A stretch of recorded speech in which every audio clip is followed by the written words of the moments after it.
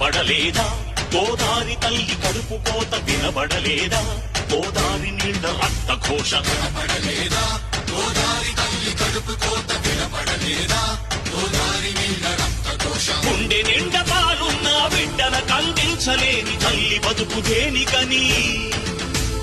వీళ్ళు నింపె నీళ్లున్న సముద్రాన పడిపోయే శాపం తనకెందుకని బరువైతయ కరువైతను వెలియై ఇక బలియై ఉప్పు సాగరాలలోకి వెళ్ళలేక వెంకి వెంకి పడుతున్నది వృధాగా కను మూయలేక ఆ అలల అలజడి ఆ దడియారని కంట